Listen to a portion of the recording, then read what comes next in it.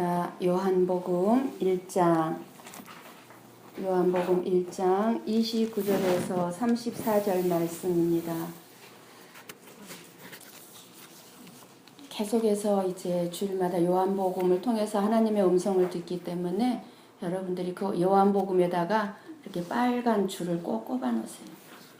요한복음 1장 29절에서 34절 말씀 한 절씩 교독해서 읽고 듣도록 합니다.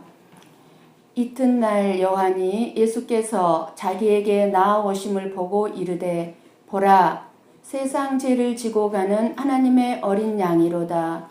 내가 전에 말하기를 내 뒤에 오는 사람이 있는데 나보다 앞선 것은 그가 나보다 먼저 계심이라 한 것이 이 사람을 알리니라. 나도 그를 알지 못하였으나 내가 와서 물로 세례를 베푸는 것은 그를 이스라엘에 나타내려 함이라 하니라. 요한이 또 증언하여 이르되 내가 보매 성령이 비둘기 같이 하늘로부터 내려와서 그의 위에 머물더라.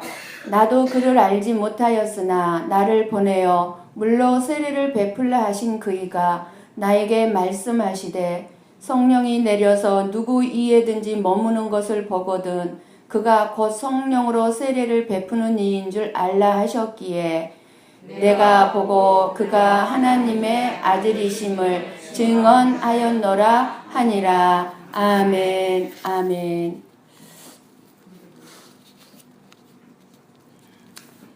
여러분이 지금 하나님의 말씀을 듣는다는 것이 엄청난 축복임을 알고 계십니까? 여기가 얼마나 복된 자리인지도 모르고 앉아 있으면 어떤 은혜도 임하지를 않습니다. 예수님이 여러분을 사랑하는 것을 믿으십니까? 안 믿어진다면, 예수님이 살아계신 것을 안 믿어진다면 해결해야 될 문제가 내 마음 안에 있는 거예요. 그 문제가 무엇인지 오늘 또 하나님께서는 우리의 예배를 받으시고 여러분들이 드리는 예배를 받으시고 우리들에게 말씀을 주십니다. 생명을 주십니다. 어떤 생명을 주십니까? 우리의 문제를 해결해야 되는데 어떤 문제가 우리의 진짜 문제인지 예수님을 먹으라고 하십니다. 예수님께서는 내 살을 먹고 마시는 자는 생명을 얻고 영원히 살 것이다 라고 말씀을 하셨습니다. 오늘 말씀은 세례 요한이 예수님을 처음으로 보았을 때 예수님이 세상 죄를 지고 가는 하나님의 어린 양인 것을 알았다고 말하고 있습니다. 성령이 비둘기같이 하늘로서 내려와 예수님 위에 머무는 것을 보았기 때문에 나도 그를 알지 못했지만 성령이 임함으로 알게 하셔서 34절에 보니까 내가 보고 그가 하나님의 아들이심을 증거하였노라 라고 증거합니다. 저와 여러분도 이 시간 성령님이 임하셔서 여러분 심령 가운데 심령 중심에 임하셔서 여러분의 심령의 눈이 영의 눈이 열려서 이 시간 예수님을 보고 만날 수 있기를 축원합니다. 왜 눈이 두 개냐면요. 하나는 세상을 보고 다른 하나는 영적인 세계를 보라고 두 개라고 어느 목사님이 그러더라고요. 뭐 맞는지 틀리는지 모르지만 어쨌든 우리는 두 눈으로 세상만 보지 말고 영적인 눈이 열려서 날마다 우리를 살리시는 예수님을 보기를 축복합니다. 이제 예수님께서 본격적인 사역을 시작하실 때에 이 세례 요한의 인기는 굉장히 많았습니다. 많은 사람들은 자기가 조금만 은혜를 받아도 다른 사람들과 다르게 특별히 자기만 하나님이 사랑하는 대단한 사람으로 알아주기를 바라고 물론 우리는 하나님께서 나를 사랑한다는 그런 생각과 느낌을 가지고 늘 그렇게 감사하면서 살아가야 하겠지만, 그러나 조심할 것이, 자기가 은혜를 조금만 받게 되면 대단한 사람이 된 것처럼 생각하며 착각에 빠져서는 안 된다는 것입니다. 세례 요한은 진실로 겸손한 선지자인 것을 오늘 말씀 읽진 않았지만 27절과 그리고 참 오늘 말씀을 통해서도 알 수가 있습니다. 사도 요한은요, 이 요한복음을 기록한 사도 요한이 기록한 이 사도 요한은 지금 계속해서 세례 요한을 소개하고 있습니다. 세례 요한의 사역을 말씀하고 있습니다.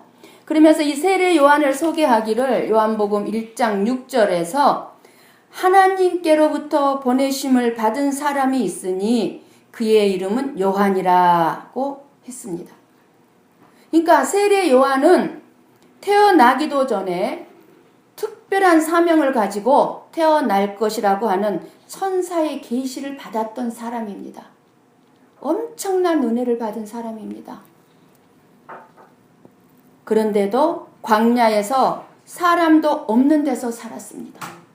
우리 같으면 어때요? 이런 계시를 받고 내가 태어났다. 아니면 이런 계시를 받았다. 가만히 있을 수가 없지요. 예. 그런데 세례 요한은 사람들을 피해서 오직 하나님만을 바라보고 온전히 하나님을 소유하기 위해서 조용히 보냅니다. 많은 사람들이 그런 세례 요한의 설교를 듣기 위해서 광야로 찾아갑니다. 광야로 찾아가서 설교를 듣고 회개하라고 외치는 그 설교를 듣고 회개를 하고 세례를 받으면서 세례 요한에게 당신이 메시아가 맞지 않느냐고 물으면서 대답을 기다리고 있었습니다. 사람들은 세례 요한이 메시아이지 않을까 생각을 했습니다. 그러면서 요한복음 19장 23절을 우리 한번 같이 읽습니다. 읽고 듣습니다. 바로 앞이죠. 바로 앞에 19장에서부터 23절입니다. 우리 한 목소리로 읽고 듣습니다. 유대인들이 예루살렘에서 제사장들과 레인들을 요한에게 보내어 내가 누구냐 물을 때에 요한의 증언이 이러하니라. 요한이 드러내어 말하고 숨기지 아니하니 드러내어 하는 말이 나는 그리스도가 아니라 한데 또 묻되 그러면 누구냐 내가 엘리야냐 이르되 나는 아니라 또 묻되 내가 그 선지자냐 대답하되 아니라 또 말하되 누구냐 우리를 보낸 이들에게 대답하게 하라. 너는 내게 대하여 무엇이라 하느냐 이르되 나는 선지자 이사야의 말과 같이 주의 길을 걷게 하라고 광야에서 외치는 자의 소리로라 하니라. 너무 많은 은혜를 받은 이 세례 요한을 보고 사람들은 선지자, 메시아로 생각하고 있습니다. 사람들의 관심은 지금 세례 요한의 일거수일투족을 지켜보면서 집중하고 있습니다. 그런 때에 세례 요한은 자기를 향한 명예욕이나 자만심이나 교만에 사로잡히지 아니하고 세례 요한은 아주 분명했습니다. 분명한 대답을 하는데 나는 절대로 메시아 즉 그리스도가 아니라는 것이었습니다. 그러면서 여러분이 아직 모르는 분, 세상에 알려지지 않는 분이 이제 지금 내 뒤에 오시는데 그분이 바로 여러분이 찾는 구세주요 메시아입니다 하고 말합니다. 그러면서 나는 메시아의 길을 준비하는 광야의 소리이다 이렇게 말해주면서 나는 그의 신발끈을 풀기도 감당하기 어렵다고 너무너무 겸손하게 말한 세례 요한입니다. 사랑하는 성도 여러분, 여러분의 자랑이 무엇입니까? 여러분은 무엇을 자랑하고 있습니까? 성공하고 성경 공부를 많이 하고 선을 많이 베풀고 하나님의 은사가 있고 은혜 받은 것입니까? 그 자랑하는 바로 그것이 나를 망하게 할 수 있다는 것을 잊어서는 안 됩니다. 예수 그리스도를 인격적으로 만나 우리가 제사함을 받고 은혜를 받은 사람이라면 절대 나에게는 자랑할 것이 없습니다. 자신을 내세울 것이 없습니다. 자신의 지혜, 자신의 공적은 예수님의 은혜 아래에서 아무것도 아닌 것입니다. 은혜 위에 은혜를 받은 사람은 나는 아무것도 아닌 것을 알기 때문에 할 말이 없는 것입니다. 그것은 예수님을 믿고 하나님의 자녀가 되면 모든 것이 감사한 것뿐이라는 것입니다. 모든 것이 감사. 돌아온 탕자는요, 모든 것이 감사했습니다. 자기의 본분을 알게 됐습니다. 모든 것이 은혜였습니다. 세례 요한은 아무리 능력이 있고 권능이 있었지만 자기가 누구인지를 정확히 아는 사람이었고 자기가 해야 할 일이 무엇인지 분명하게 아는 하나님이 보내신 겸손한 사람이었던 것입니다. 그래서 세례 요한은 여자가 낳은 자 중에 가장 훌륭한 사람이라는 칭찬을 예수님께 들었습니다. 세례 요한은 예수님이 자기에게 나오시는 것을 지금 보았습니다. 그 예수님을 보고 보라, 세상 죄를 지고 가는 하나님의 어린 양이로다. 그러면서 내 뒤에 오신다고 말한 분이 바로 이분이다. 소개합니다. 세례 요한은 예수님을 세상 죄를 지고 가는 하나님의 어린 양이라고 분명히 증거합니다. 그리고 그는 흥하여야 하겠고 나는 쇠하여야 하리라 하면서 겸손하게 뒤에서 조용히 자기 본분의 사명을 감당합니다. 우리도 내 죄를 지고 가신 예수님을 분명히 나의 구주로 고백했다면 우리의 삶에서 오직 예수님만을 증거되어져야 한다는 사실입니다. 그래서 우리는 예수 그리스도를 믿으라고 말하기 전에 예수 그리스도를 제대로 내가 알고 있는가를 깊이 생각해야 합니다. 내가 예수님을 잘못 알게 되면, 잘못 알고 있으면서 잘못 전하면, 그리고 잘못된 교만한 믿음으로 전하게 된다면 안 되기 때문입니다. 올바른 믿음은 오직 올바른 알매에서 시작되어진다는 사실입니다. 우리가 예수 그리스도를 올바로 알고 있는지 이 시간 다시 한번 하나님의 말씀을 들음으로 내 자신들을 돌아보는 시간이 되시기를 바랍니다. 진심으로 우리가 예수 그리스도를 안다면 올바른 알문, 내가 예수 그리스도를 올바로 알고 있으면 저와 여러분의 마음과 삶의 변화가 일어나고 있을 것입니다. 변화를 시킬 것입니다. 이것이 바로 복음의 능력이고 예수 그리스도를 아는 능력입니다. 이것이 능력이에요.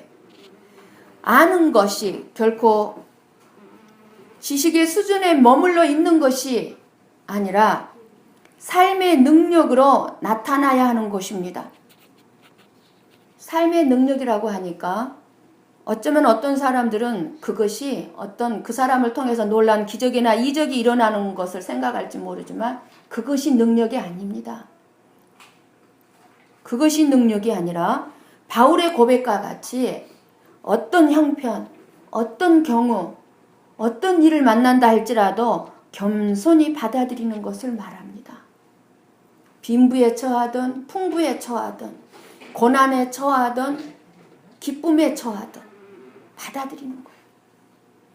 여러분은 오늘 말씀에 보라는 이 세례 요한의 말처럼 무엇을 보라고 합니까? 저와 여러분에게 보랍니다. 무엇을 보라고요?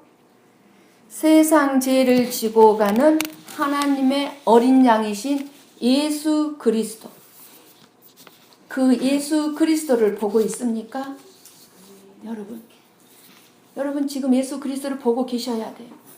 아니면 힘들고 고달픈 이 세상을 살아가는 나의 삶을 도와주는 그 그리스도를 보고 있습니까? 여러분 육신의 본성으로는요 당연히 우리의 삶을 도와주는 그리스도에 더 관심이 있을 수밖에 없습니다. 세례 요한이 가리키며 말한 예수님을 보고 많은 사람들은 너무 놀랐습니다. 사람들의 눈에는 볼품없고 초라한 젊은 목수가 세례 요한을 향해서 다가오고 있었을 뿐입니다. 세례 요한은 자기가 예수님을 소개하면 사람들이 모두 예수님을 따라갈 줄 알았습니다. 그런데 아무도 예수님에게 관심을 갖지를 않는 것입니다. 자기들이 생각했던 것과는 너무나도 다른 모습을 예수님은 하고 있었기 때문입니다. 사람들은요, 다 각자 자기가 생각하는 구세주, 메시아 상을 가지고 있는 것을 알 수가 있습니다. 어떤 사람은 예수님이 자기를 현실적인 이런 절망적인 삶에서 구원해 주실 분이라고 생각을 합니다. 또 어떤 사람은 예수님이 자기를 이 세상에서 잘 살 수 있도록 도와주실 분이라고 생각을 합니다. 또 어떤 사람은 예수님이 자기 민족을 구원해 주실 분이라고 생각하면서 기대합니다. 다 각자 자기가 생각하는 예수님 상이 있어요. 그러니 사람들은 이 세례 요한에게 메시아냐고 물었고 메시아에 대한 기대가 가득했던 것입니다. 이 세례 요한이 더 능력 있어 보여요. 예수님은 더 초라해 보여요. 지금도 많은 성도들이 예수님을 많이 오해하면서 신앙생활을 하는 것을 보고 있습니다. 하나님께서 우리에게 원하시는 것은 단순히 내가 죄인이라는 것을 인정하고 세례를 받을 뿐만 아니라 세례를 받음으로 사람들의 마음과 삶의 근본적인 변화가 생기는 것을 원하고 계시는 것입니다. 그래서 하나님은 왕이나 유명한 정치인이나 재벌로 메시아를 보내신 것이 아니라 죄인들을 대신 희생당하여 죽으실 하나님의 어린 양으로 우리 가운데 보내주셨습니다. 그러니 아무도 예수님을 믿지를 않아요. 그래서 세례 요한은 예수님을 보고 보라, 이분이 메시아다, 곧 그리스도이시다 라고 증거하지 않고 보라, 세상 죄를 지고 가는 하나님의 어린 양이로다 라고 말한 것입니다. 이 증거는 하나님께로부터 받지 않고는 자기 생각으로는 할 수 없는 말입니다. 자기 생각으로 할 수 없는 말이에요. 어떻게 사람들에게 그 초라한 예수님을 가리키면서 세상 죄를 지고 가는 하나님의 어린 양이라고 말할 수 있겠습니까? 보라, 세상 죄를 지고 가는 하나님의 어린 양이로다. 이 말씀은 이런 뜻입니다. 우리 생각에는 나를 힘들게 하는 것인 돈만 해결이 되고 건강만 되찾고 이번 사건만 해결되면 나도 어깨 쭉 펴고 살 것 같다는 생각을 합니다. 그래서 하나님 앞에 나가서 기도하는 제목이 뭡니까? 돈 문제 해결해 주세요. 건강 좀 되찾게 해주세요. 이 문제 좀 해결해 주세요. 하고 기도를 합니다. 기도해야 합니다. 물론. 그런데 하나님은 그래, 돈, 건강, 사건, 사고, 문제 이런 우리가 원하는 것을 해결해 주시지 않고 우리에게 하나님의 어린 양으로 오신 예수님을 영접하고 죄의 문제를 먼저 해결하라는 말씀입니다. 죄의 문제를 먼저 해결해라. 너희는 먼저 그의 나라와 그의 의를 구하라. 여기서 그의 의를 구하라는 게 그거예요. 먼저 죄를 해결해라. 그리하면 이 모든 것을 너희에게 더하시리라. 너희의 죄의 문제를 먼저 해결하면 너희에게 모든 것을 더해 줄 것이다. 이것이 돈과 건강과 문제 해결을 달라는 저와 여러분에게 응답하시는 하나님의 대답입니다. 이 하나님의 마음을 알아야 합니다. 세례 요한은 정치적인 메시아를 기대하는 이스라엘 사람들에게 하나님의 어린 양을 보라고 외쳤습니다. 저 예수님을 집중해서 주목하여 보라는 것입니다.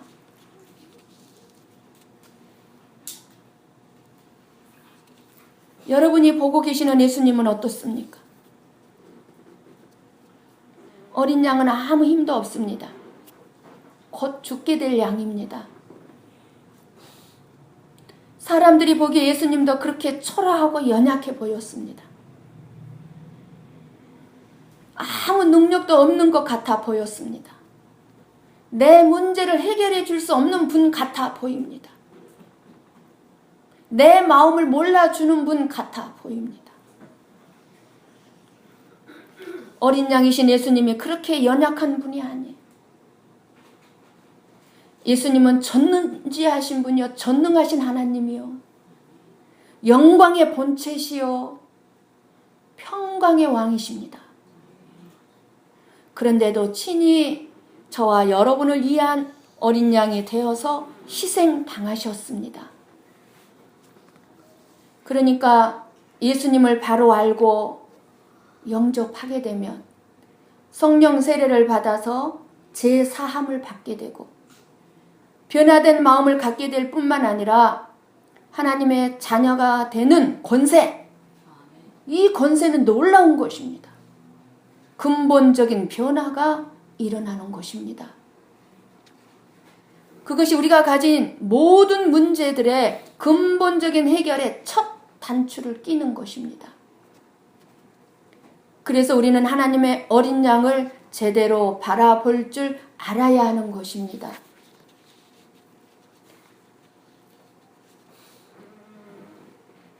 하나님이 우리에게 우리가 살 집이나 건강이나 물질을 주시고 싶지 않아서 주시지 않는 것이 아닙니다. 그보다 먼저 우리 안에 근본적인 마음과 삶의 변화가 일어나기를 원하고 계시는 것입니다. 우리 안에 세상적인 잘못된 생각, 상한 마음의 중심이 치료되는 것을 먼저 원하십니다. 예수님을 오래도록 믿었는데도 삶이나 마음이 여전히 잘못된 습관, 잘못된 행동, 욕심, 이기심이 가득 차 있는 것을 볼 수 있습니다. 그래서 성령님은 오늘 이 시간에 저와 여러분에게 말씀합니다. 보라, 내 소원을 이루어줄 메시아다 라고 말씀하시지 아니하시고, 보라, 너의 죄를 지고 가는 하나님의 어린 양이다 라고 말씀하십니다. 먼저 나의 무거운 죄짐이 없어져야 한다는 것입니다. 무거운 나의 죄짐. 우리는 십자가에 달리신 어린 양이신 예수님을 제대로 보아야 합니다. 우리는 예수님이 왜 나를 위해서 죽으셨는가? 왜 도대체 그 예수님이 나를 위해서 죽으셨다고 저러는가? 도대체 왜 죽었다고 저러는 거야? 내가 무슨 죄를 얼마나 크게 졌다고? 나는 무엇을 죽여야 하는가? 깊이 생각해야 합니다. 세례 요한은 하나님이 보내신 하나님의 어린 양이신 어린 양인지 알아내기 위해서 세례를 베푼다고 말씀합니다. 오늘 말씀에 31절 말씀에 여러분 눈으로 보십시오. 나도 그를 알지 못하였으나 그래요. 지금 우리 가운데 아직 예수님을 알지 못하신 분들이 계실 겁니다. 아직 나는 예수님이 안 믿어져. 믿을 수가 없어. 그런 분이 계실 거예요. 그런데 이렇게 말씀합니다. 내가 와서 물로 세례를 베푸는 것은 그를 이스라엘에 나타내려 함이니라. 세례 요한도 처음에는 누가 메시아인지 잘 몰랐다는 것입니다. 그런데 하나님은 요한에게 말씀하시기를 사람들에게 물로 세례를 주고 있으면 그분이 나타날 것이라고 알려주셨습니다. 그래서 요한은 물로 세례를 주는 일을 계속하면서 예수님이 나타나시기를 기다리고 있었습니다. 그래요. 아직 예수님이 안 믿어져요. 그렇다면 그래도 계속해서 예배 가운데 나오셔서 말씀을 듣다 보면 그 심령에 예수님이 나타나실 줄 믿습니다. 물론 세례 요한이 전혀 예수님에 대해서 모르는 것이 아닙니다. 예수님이 안 믿어진다 할지라도 예수님을 모르고 계신 분이 아니에요. 요한의 어머니 엘리사벳과 예수님의 어머니 마리아는 친척이었습니다. 두 여인은요, 임신을 할 수 없는 상태인데 기적으로 임신했기 때문에 세례 요한은 어머니 엘리사벳에게서 예수님에 대해서 분명히 들었을 것입니다. 세례 요한이 예수님보다 6개월 먼저 태어났습니다. 그래서 누가복음 1장에 보면 천사에게서 내가 성령으로 잉태했다는 말을 들은 마리아는 바로 누구에게 달려갔습니까? 세례 요한을 임신한 엘리사벳을 찾아가서 상의했고, 이 마리아를 맞이하는 엘리사벳은 뭐라고 고백을 했습니까? 내 주의 어머니가 내게 나오니 이 어찌된 일인가 하고 고백을 했습니다. 그러니 세례 요한이 그 어머니에게서 예수님에 대하여 많은 이야기를 들었을 것이 분명합니다. 그런데도 나도 그를 알지 못하였으나. 그래서 예수님이 세례 요한에게 이제 예수님이 세례를 받으러 나오실 때 세례 요한은 마태복음 3장 14절에 이렇게 말씀합니다. 내가 당신에게서 세례를 받아야 할 터인데 당신이 내게로 오시나이까? 라고 말하면서 예수님에게 세례 주는 것을 꺼리면서 도리어 자기가 예수님에게 세례를 받고 싶어 했습니다. 그것을 보면 예수님이 누구신가를 알았다는 뜻입니다. 그런데 뭐가 없었죠? 예수님이 누구란 거를 하도 많이 들어서 알았어요. 그렇죠? 지금 이 자리에 계신 여러분들 전부 다 예수님에 대해서 알고 있습니다. 너무 많이 들었어요. 그런데 뭐가 없어요? 확신이 없었어요. 확신이 없어요. 이 양반이 정말 나를 구원한다고? 내 죄를 용서했다고? 이 양반을 믿어야 내가 천국 간다고? 구원을 받는다고? 이런 확신이 없는 거예요. 세례 요한에게 확신이 없었습니다. 이분이 바로 하나님의 아들이시구나 하는 확신이 없었던 것입니다. 그런데 물로 세례를 주는 가운데 분명한 증거가 나타납니다. 예수님에게 세례를 주는 순간에 성령님이 예수님의 머리 위에 비둘기 형상으로 임재하셨다는 것입니다. 그래서 하나님 아버지께서도 마태복음 3장 17절 말씀에 얘기합니다. 이는 내 사랑하는 아들이요 내 기뻐하는 자라고 음성을 들려줍니다. 세례 요한에게. 이 시간에 예수님이 믿어지지 아니하는 분이 계신다면 포기하지 마시고 예배의 자리에만 나오신다면 하나님의 음성이 들려주실 것입니다. 그래서 세례 요한은 하나님의 음성을 듣고 바로 이분이 하나님의 아들이시구나 하고 세상 죄를 지고 가실 어린 양이구나 확신했다는 것입니다. 우리는 우리의 힘으로 해결할 수 없고 끝도 없는 무거운 짐들을 지고 살아가고 있습니다. 온갖 질병이라는 짐, 치열한 생존 경쟁과 먹고 사는 문제, 돈 문제, 사람 문제, 자식 문제, 또 각박한 세상에서 성공해야 한다는 짐 등 일일이 말할 수 없을 정도로 많은 짐들이 저와 여러분을 짓누르고 있습니다. 그 무거운 짐들을 벗어나려고 몸부림을 치고 지금 살아가고 있습니다. 어떤 사람들은 술을 먹고 잊어보려고 애를 씁니다. 삶을 훌훌 털어버리겠다고 여행을 떠나보기도 하고 생명을 놔버리려고도 하고 아니면은 여자들은 친구들과 만나서 수다를 떨기도 합니다. 그러나 그 어떤 방법도 저와 여러분의 인생의 무거운 짐을 훌훌 털어내지를 못합니다. 하룻밤 자고 일어나면 또다시 우리는 이 살벌하고 험악한 현실의 짐 때문에 억눌린 삶을 살아갈 수밖에 없는 것입니다. 그런데 무엇이 여러분의 삶을 가장 힘들고 고통스럽게 만들고 있습니까? 제가 서두에 질문했죠. 여러분의 마음에 해결하지 못한 문제가 무엇이냐고. 그건 바로 죄의 짐입니다. 온갖 질병이 다 죄로부터 시작된 것입니다.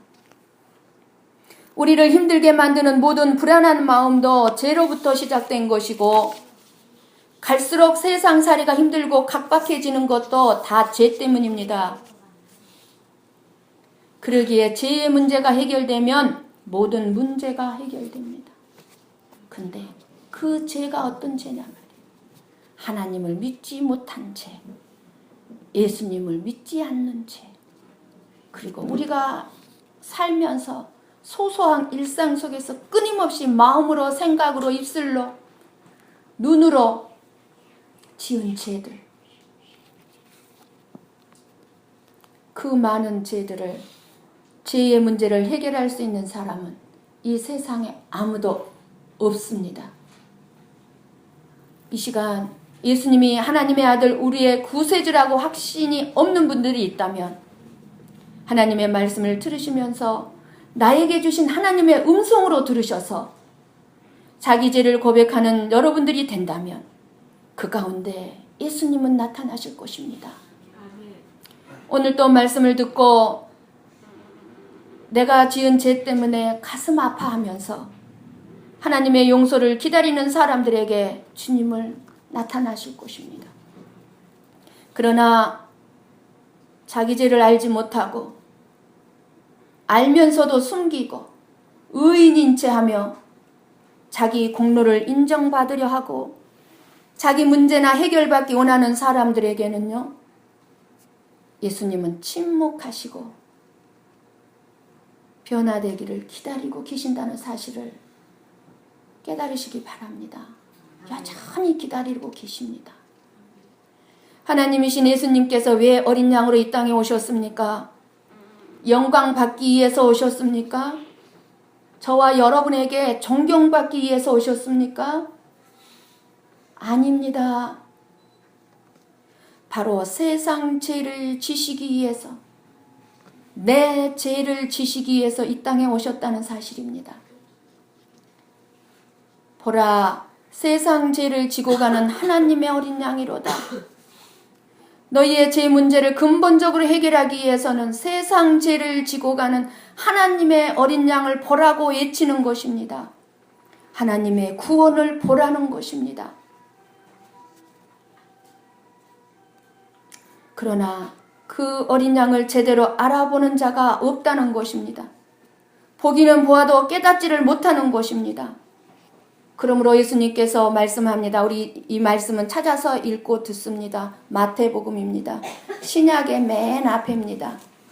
신약의 맨 앞에 마태복음 13장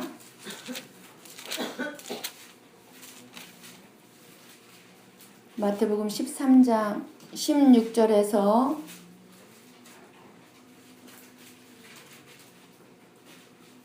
16절 17절 마태복음 13장 16절 17절 다 찾으셨으면 아멘 하시기 바랍니다. 다 찾으셨습니까? 함께 읽고 듣습니다. 그러나 너희 눈은 범으로 너희 귀는 들음으로 복이 있도다. 내가 진실로 너희에게 이르노니 많은 선지자와 의인이 너희가 보는 것들을 보고자 하여도 보지 못하였고 너희가 듣는 것을 듣고자 하여도 듣지 못하였느니라. 저와 여러분에게 뭐가 복이 있다고 하십니까? 우리가 오늘 또 말씀을 통하여 예수님을 바르게 한다면 이것보다 더 큰 복이 없다는 것입니다. 예수님께서는 너희는 보고 들음으로 복이 있다고 말씀하고 계십니다. 그래서 여러분은 지금 복을 받고 있습니다. 세상 죄를 지고 가는 하나님의 어린 양을 볼 수 있는 것이 얼마나 큰 복인지 깨달으시기를 바랍니다. 그래서 어리석게도 죄의 짐을 내가 스스로 지고 가면서 힘들어하지 마시고 짜증내지 마시고 나의 죄를 지고 가는 어린 양이신 우리 예수님께 다 맡기실 수 있기를 원합니다. 아멘. 십자가에 다 내려놓으시고 얼굴에는 웃음이 있고 삶에는 행복이 있는, 그리고 여러분의 장래에, 여러분의 미래에는 소망이 있는 그런 평안한 삶을 살아가는 저와 여러분이 되시기를 예수님의 이름으로 간절히 축원합니다. 아멘.